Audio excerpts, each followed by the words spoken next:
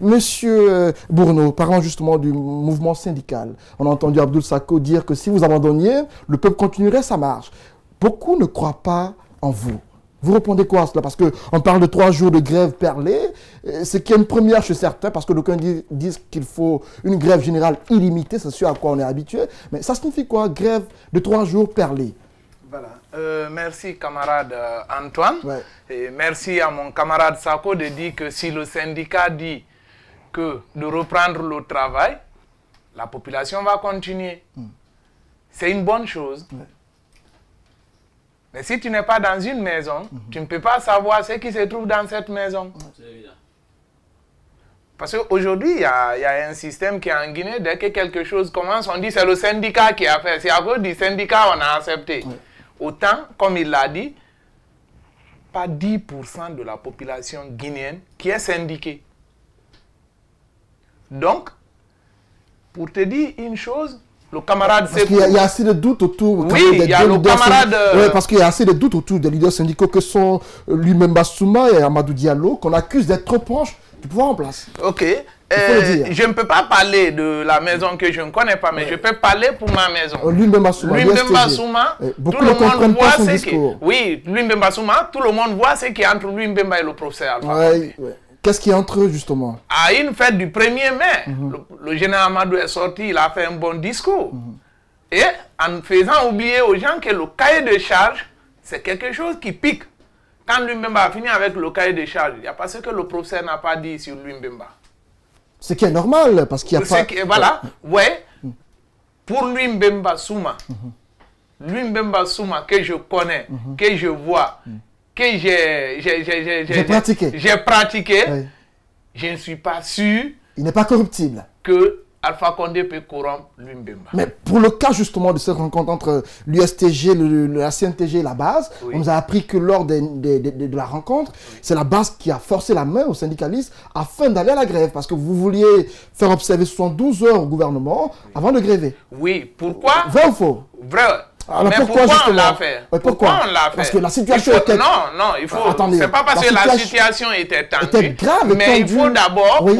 Pour bien danser dans une boîte de nuit, il faut donner 2 morceaux d'essai. Vous comprenez? Est-ce que pour vous, il était nécessaire de donner des morceaux de séquence? Oui, il faut donner nos camarades. Le gouvernement, selon vous, ne vous a pas consulté pour augmenter le prix du carburant. Le gouvernement Pourquoi ne nous a pas... Non, camarades, le gouvernement ne nous a pas consultés. Oui. Mais nos camarades sont venus vers nous. On a fait plus d'1 heure de réunion avant d'aller en assemblée générale. Donc, on s'est dit dans la salle, pour voir réellement si c'est un gouvernement conscient, qu'on m'excuse du thème, mais si c'est un gouvernement conscient, donnons les 72 heures. Ça va être trouvé déjà que les organisations de la société civile aussi se sont retrouvées pour donner 3 jours de ville morte. Vous comprenez? Donc c'est à cause de cela que le syndicat aussi a fait 3 jours permis de grève. Voilà, on a essayé avec 3 jours. Donc Antoine, je reviens. Vous avez imité les forces sociales alors? Nous sommes des partenaires. Ah ouais, mais... C'est l'une dans l'autre.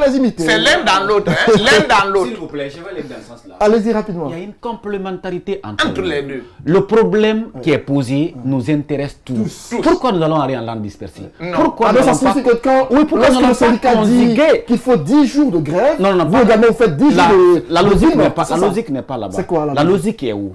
Il y a un problème qui est posé, qui intéresse tout le monde. Il y a l'unanimité d'action pour aller à la résolution de ce problème.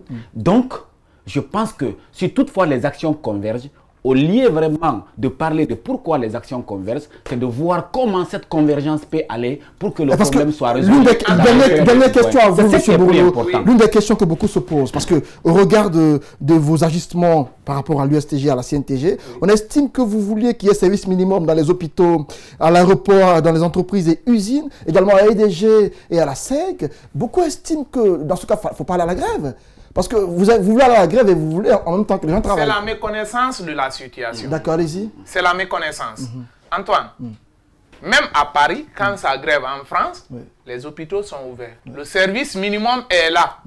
Parce que nous grèvons pour une population et c'est la même population qui a des parents malades. Vous comprenez? Vous, les médias... Parlons d'entreprises et usines et tout cela. Excusez. Si on dit à EDG de fermer hermétiquement, vous n'allez pas travailler. vous n'allez pas travailler. Les usines, nous avons des usines qu'on ne peut pas fermer. Parce que prenons l'exemple de l'usine de Frigia qui vient de reprendre CBG comme ça, l'Héro SMD. Quand le moteur s'arrête à la production, non, mais si vous voulez sanctionner l'État, si vous voulez mettre pression sur l'État, ce sont des moyens aussi de pression. Non, Antoine. Allez-y, Al-Gassimou. On va écouter Al-Gassimou. En fait, il faut reconnaître que l'un des principes du service public, c'est aussi la continuité des services. Voilà. Donc, par exemple, à l'hôpital, on ne peut pas arrêter totalement les services. Parce que nous faisons cette grève ou ces journées de protestation-là pour la population. Et donc, quand la population est dans le besoin, il faudrait quand même essayer de satisfaire à certains besoins. Voilà. Ça ne va pas continuer à fonctionner 100%, mais aujourd'hui, déjà, vous voyez la paralysie que ça a créée au niveau national. Vous voyez, par exemple, ce matin-là, personne n'a eu du pain. Voilà, il n'y a plus de pain dans la ville de Conakry, il n'y en a pas à l'intérieur du pays. Il n'y a pas le transport public, il est presque quasiment arrêté. Justement, parlons de transport public. Avant de continuer sur le transport public, tu as parlé du ministère d'Hydrocarbures. Rapidement. Au lieu d'augmenter aujourd'hui, de passer à une augmentation du prix du carburant, le stock de réserve qui est là, le fonds de réserve qui est là, il y a plus de 1000 lignes de dépenses inutiles au département hydrocarbures. 1000 lignes. 1000 lignes. De dépenses inutiles. Wow. Il y a des gens qui sont là-bas, ils ne sont pas engagés à la fonction publique. Et ils ne relèvent même pas du département hydrocarbures. Mais ils ont tous des bureaux. Regardez les voitures qu'il a payées. Il y a plus de... Ce que les gens ont publié, c'est un peu. Mais le stock de réserve seulement peut enrichir l'État. Voilà, aux impôts, 1 075 000 pour le code NIF. Wow. Le code NIF, 1 075 000. Partez même à Paris, on ne paie pas le code NIF à 75 €. D'accord. Non. Ce sont des révélations donc de Bruno. Poser rapidement l'opportunité de savoir pourquoi dans ce pays-là, on a créé un ministère d'hydrocarbures. Pourquoi? Est-ce qu'on est producteur de pétrole? On n'est pas producteur de pétrole. On avait une agence nationale. Cette agence aurait réellement... Un office. Un office. Ouais. Cet office aurait pu gérer les questions de carburant. Quand le jour où j'ai vu la structuration du nouveau gouvernement, j'ai dit automatiquement que ce ministère n'a qu'un seul objectif, c'est d'augmenter les prix des produits pétroliers. On ne peut pas avoir un pays comme le nôtre, dans un pays comme le nôtre, un ministère farfelu comme le ministère des hydrocarbures. On gérait jusqu'à maintenant le transport, le ravitaillement, la gestion de tout ce qui concerne le carburant en Guinée. Pourquoi créer parce que le gouvernement annonce des mesures d'accompagnement tout de même. On parle de la mise en circulation des 50 bus offerts par la Turquie, du train Conakry Express, mais aussi... Mais s'il te plaît, des bus qui n'ont pas de pièces de rechange, c'est connu par tous. L'usine qui a fabriqué ces bus est aux arrêts. Donc, il faudrait que l'État il faudrait que l'État guinéen sorte de l'amateurisme et qu'il cherche que les forces sociales de ce pays apprennent à s'informer et à se former. Ces 50 bus que la Turquie nous a offertes, l'usine qui a fabriqué ces bus, elle est fermée. Donc, de facto, pas de pièces de rechange. Donc, il faudrait un peu qu'on nous sorte un peu de cette comédie ou de ce feuilleton. Nous sommes sur terre. Les forces sociales sont plus que jamais engagées à conduire les revendications légales et légitimes dans une démarche constitutionnelle et organique. À ce niveau, nous ne ferons de cadeaux à personne. La division n'est pas à l'ordre du jour au sein des forces sociales. Ce qui nous anime à l'heure actuelle... C'est quoi la démarche à suivre? La démarche. J'apprends qu'il y a une manifestation qui est prévue pour le mardi. Oui, il y a des manifestations prévues le mardi, prévues le mercredi, et dès le lundi, le comité stratégique va se réunir pour pointer d'autres actions le jeudi et le vendredi. Nous resterons dans l'ordre d'idées de mener des manifestations, des revendications jusqu'à la satisfaction totale de nos revendications légales et légitimes. Est-ce que vous avez la ferme conviction que vous êtes suivi par la population? Si on n'est pas suivi, on va arrêter de facto. Parce que pour la journée ville morte, quand même, on estime que par endroit, ce n'était pas trop suivi. Oui, suivez très bien. Nous sommes un peu dans une démarche légale. Nous ne pouvons pas empêcher ceux qui n'ont pas envie de suivre la ville morte qui ne puisse pas suivre. Mais vous constaterez, même la télévision Espace et la radio Espace, globalement dans leur compte rendu, on fait remarquer que la population guinéenne a suivi en majorité cette ville morte enclenchée par les forces sociales. Et déjà la manifestation... Même si le syndicat aussi s'arroge... Oui, non, cela nous importe peu, comme l'a si bien dit le camarade Sako. Les syndicats et les forces sociales, nous avons un seul objectif, c'est de ramener le carburant à 8 000. S'il s'arrose cette victoire, victoire, concernant cette victoire, nous ne sommes pas dans un combat d'ego ou de leadership. L'essentiel, c'est de prouver aux syndicats que s'ils cèdent, nous conduirons les revendications légales et légitimes des populations. L'autre chose que d'aucuns disent, c'est que le gouvernement ne bougera pas d'un iota sur sa position. Le gouvernement et la société civile ne bougera pas d'un iota aussi. Allez-y. Merci beaucoup. Il y a deux choses. Soit que le gouvernement est là pour le peuple, le gouvernement est là pour servir la population, le peuple qui a élu celui qui, à travers son pouvoir discrétionnaire, a mis en place ce gouvernement. C'est les deux choses. S'ils sont là pour ça, tant mieux, j'en suis sûr qu'ils ne vont pas continuer à faire la sourde oreille, parce que toutes les raisons qu'ils évoquent, toutes les argumentations qu'ils évoquent, mon frère Antoine, prenez la Sierra Leone. La Sierra Leone vend le prix du carburant à moins de 8 000 francs. La Sierra Leone a été battue par Ebola. La Guinée a vécu Ebola. La Sierra Leone a connu une guerre qui dépasse les commentaires. Comment vous pouvez imaginer que les ambassades payent moins cher le carburant que le pauvre citoyen? Comment vous pouvez imaginer aussi, hein? Les sociétés minières, surtout ces multinationales, qui dans d'autres pays, en principe, dans des situations difficiles comme ça, qui doivent venir en appui au gouvernement. Comment vous pouvez imaginer ça? Comment expliquer ça? Comment le pauvre Guinéen peut concevoir cela? Et encore de plus, cela veut dire qu'il ne faut pas oublier un aspect. Depuis, entre le moment des accords avec les syndicats où le prix du baril était en baisse, jusqu'à maintenant là, avant l'augmentation du prix du baril, cela veut dire que le gouvernement, en rapport avec d'autres pays, le gouvernement engrangeait beaucoup de recettes sur ce plan. Comment où est parti ça? Comment les caisses de l'État peuvent être en permanence vides?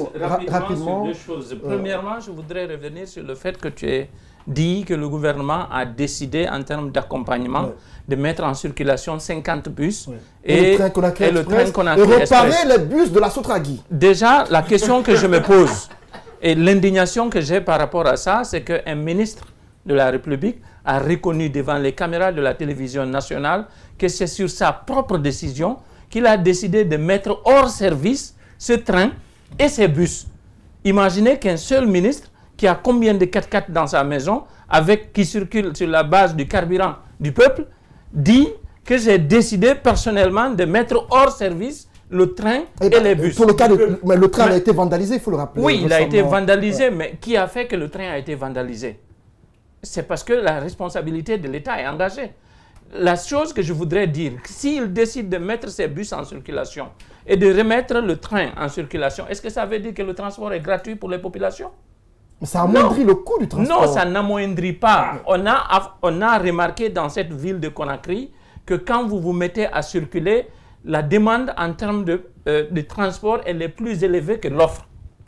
Donc les 50 bus ne représentent rien absolument.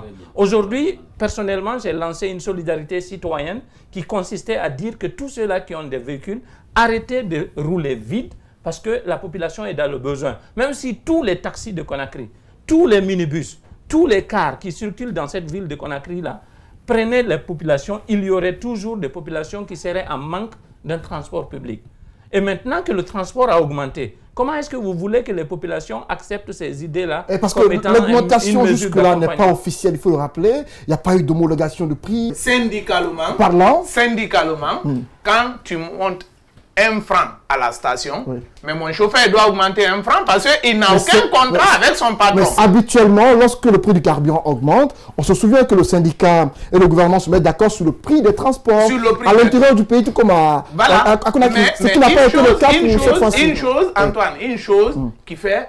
On fait du tort aux chauffeurs. Mais parce que les taxis fixent les prix selon leur gré. Oui, parce que 2500, le gouvernement a augmenté 2000.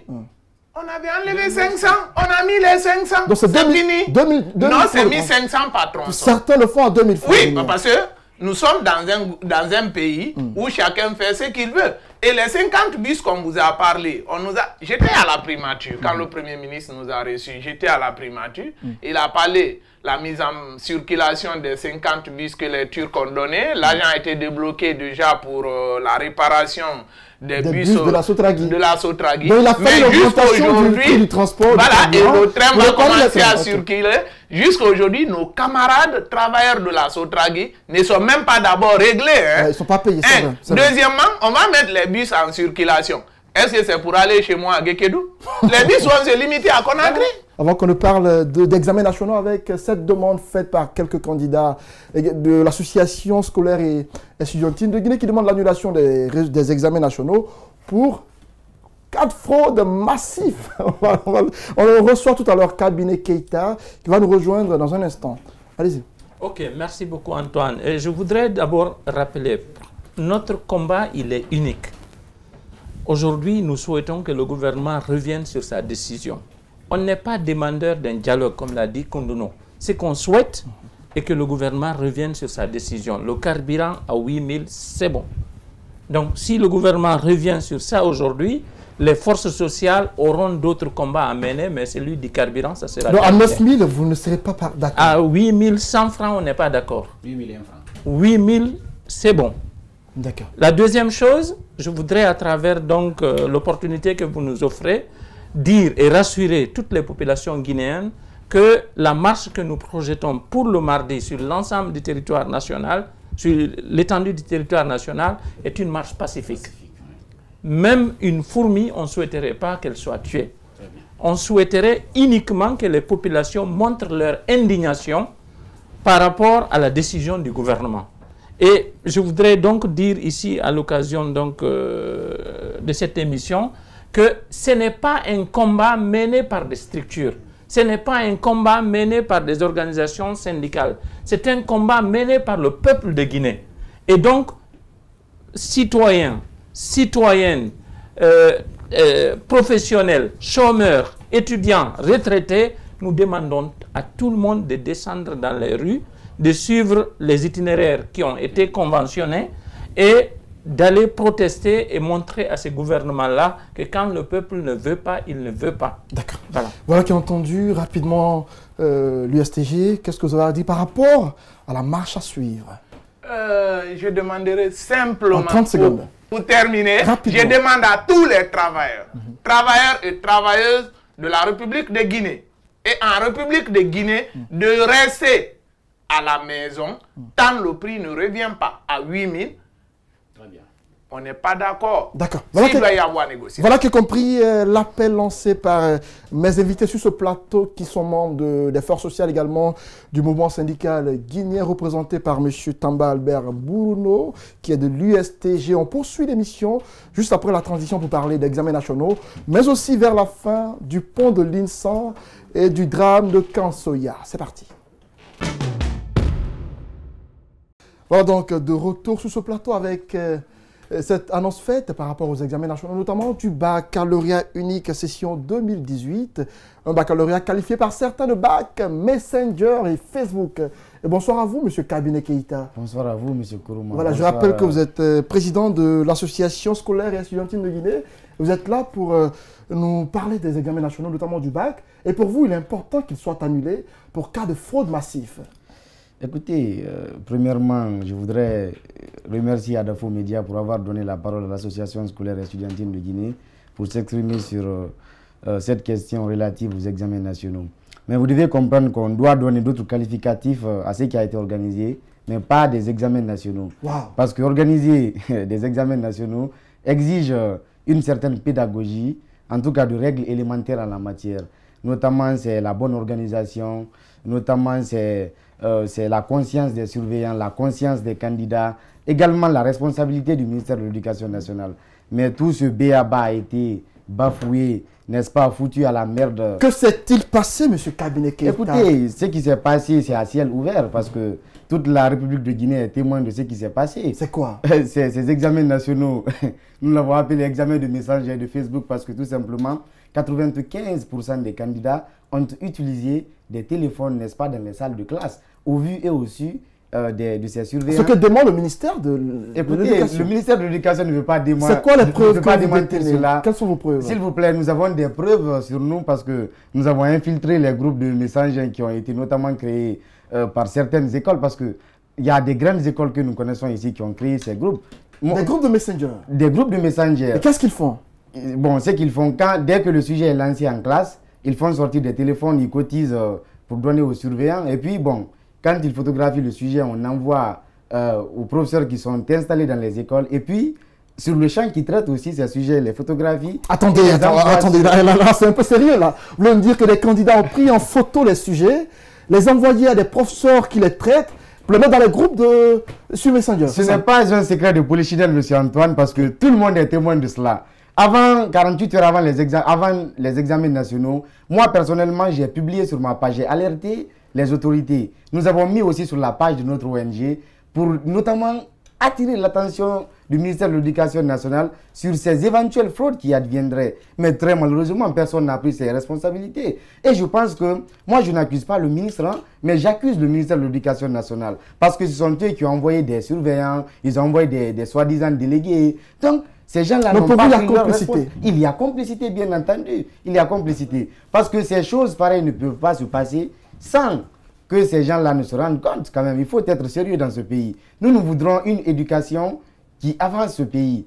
Peut-être les spécialistes vous diront que l'agriculture, l'industrie, etc. Mais pour nous, l'association scolaire et estudiantine de Guinée, il faut l'éducation. C'est le moteur du développement. Mais si cela est biaisé dans un pays, mais je me demande où est-ce que la Guinée ira. Qu'est-ce que vous demandez?